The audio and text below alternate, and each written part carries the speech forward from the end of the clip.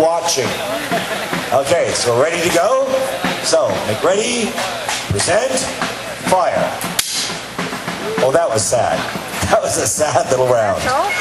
But you get the idea. So to load and fire one shot, if you're really, really fast, you're maybe firing, 3 shots in a minute. You're not firing that quickly. And it's not terribly accurate. If he went and stood at one end of a football field and fired a smoothbore musket at you, he'd have a hard time hitting you, the length of a football field. So in fact, you'll see today, when they're shooting at each other here, they're quite close together. Now standing in the corner behind Mr. Clare, you can see the guys in the red coats. Now these guys are from the band of music. So, red coats with lots and lots of white stripes on them. Why that? Because they're the way we're going to communicate. They can tell the troops to open fire, to cease fire, as well as the obvious stuff, like when you're marching, that you can actually have the drums beat and the men can all stay together. And I'll explain in a minute why we want to all stay together. So, Fife Major, could we have, let's try the troop. So this put that they're...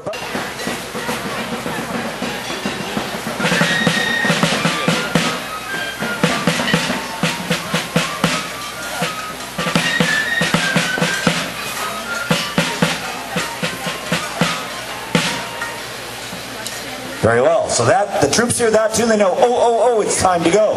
Okay, let's try another one then. Fife Major, can we have drummer's call? So listen, this is a completely different tune they play that the drummers know, time to come.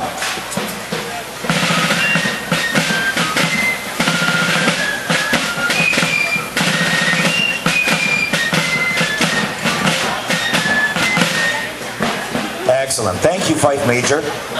And so in fact, the troops are listening for that, so they're able to communicate over long distances. So that when there's a lot of firing going on, you can actually hear the shrill of the fife and the thud of the drum above and below the sound of the musketry.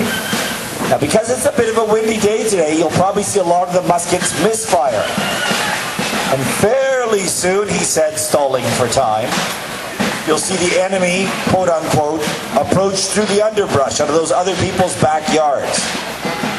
I believe this is now the 31st time we've come to this parade. I think our first appearance here was in 1977. And for many years now, these very nice people have allowed us to shoot up and down in their backyards.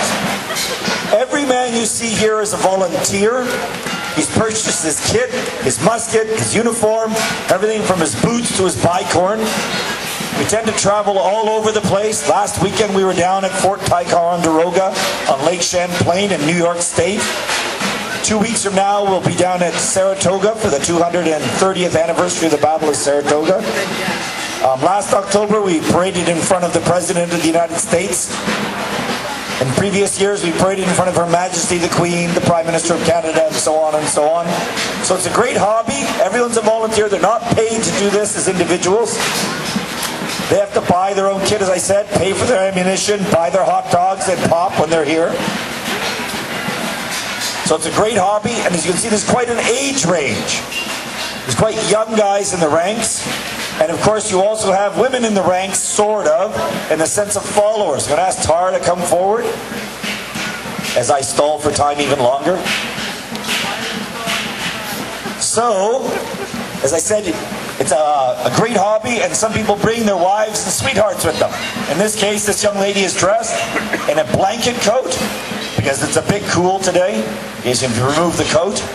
Then she's wearing typical women's clothing of the time. So it's a great hobby both for men